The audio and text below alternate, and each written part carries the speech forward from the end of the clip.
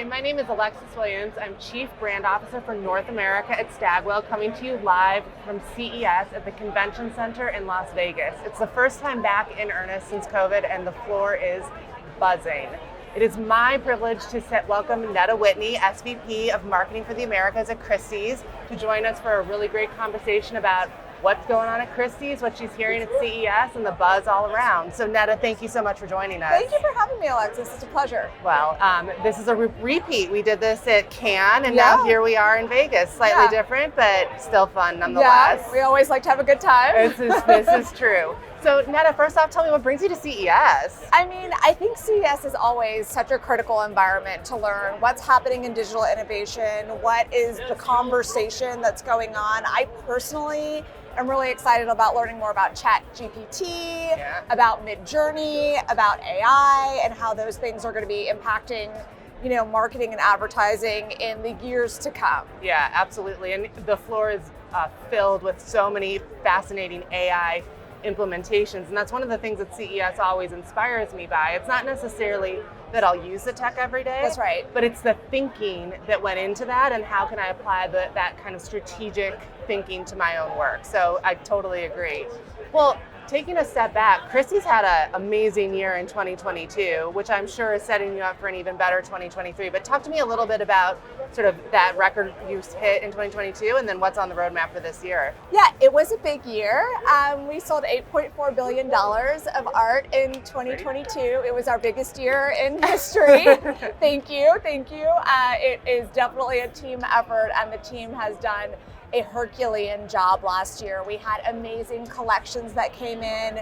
We increased our luxury sales. Our 20th and 21st century artwork departments brought in some really amazing pieces. The top piece of the 20th century with Andy Warhol's Shot Stage Maryland. We sold the most expensive photograph ever sold with Man Ray. So we're really just resetting markets all over the place. That's awesome. And so what does that mean for 2023? What are some of the big things on the horizon for you guys? Yeah, I mean, 2023 is going to be an interesting year. I think anyone who sits in this seat who is a brand marketer or who is leading a company is thinking about what are the macroeconomic trends going to indicate for 2023. Right. And we're all having that conversation and thinking about where are the right places to put our bets, what are our clients and consumers going to want.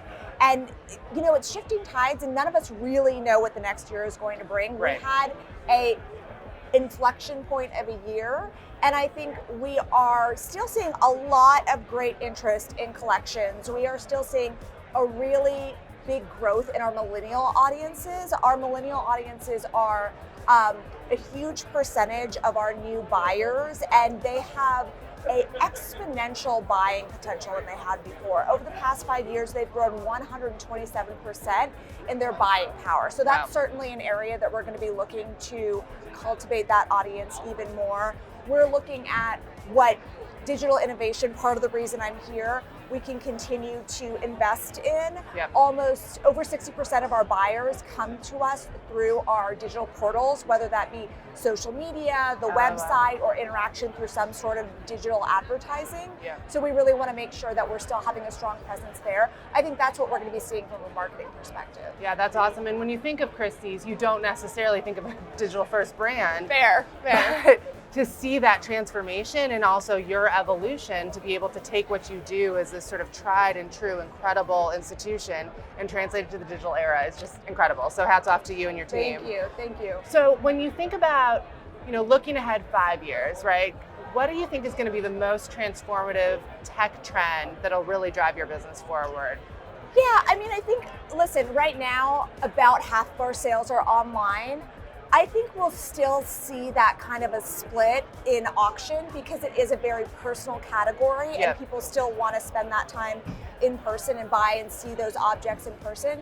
But I think what we're going to see in my industry is new buyers and the digital tools and technologies that are really going to appeal to those new buyers. Right. So I think every brand over the past 2 years has accelerated that digital roadmap.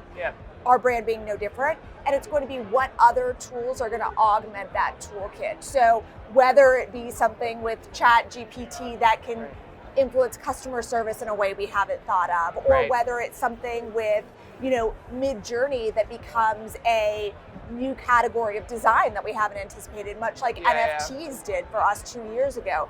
Those are the kinds of things that I'm excited to see how they evolve. Right, and they'll be, to your point, in terms of influencing the customer journey, they're going to really change and create a more dynamic digital experience in a way that's going to sort of amplify and build on the in-person. Because when people are looking at these incredible pieces of art, photography, jewelry, they still want to touch and feel it. They're buying an object, but how can you build that experience and just sort of amplify around it? So that's very cool. Yeah, and we've really leaned into AR and VR technology to make sure that people have a really immersive experience, whether it's VR technology to put them in situ with the art and object, or AR technology so people can place the objects into their environment and see them in their home, whether it be sculptural objects or other big pieces.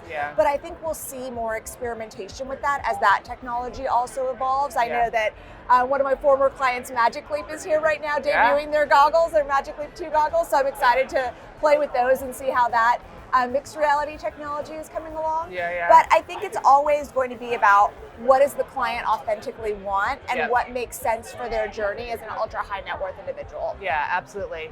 So in Cannes, I asked you if you could have any one thing that Christie's has auctioned off, what would it be? So today I'm going to say if you could have any one piece of innovative, cool technology, just have it to take home with you, what would it be? Wow, that is a really good question. I have to say I am excited to see how mixed reality is coming along. It's been maybe 5 years since I've worked on that technology really closely, and I think it's evolved quite a bit. And I'm excited to see, if I had a pair of those Magic Leap goggles, what I could see in my home and what I could do and how I could get away from the screen interface into some of those interfaces. So I would probably say one of those. Very cool. I think if it were for me, it would be the, I have a 100-pound Labradoodle, so it would be the pad that allows you to communicate with your dog. Oh it can tell you, I want to walk, I want to treat, I want to play. I mean, what's better than that? I would get a dog just to have that. Perfect. Well, on that note, Netta, thank you so much for joining us today. It was such a pleasure to see you. Thank you to everyone joining online. Hope you have a great rest of your day and see you soon.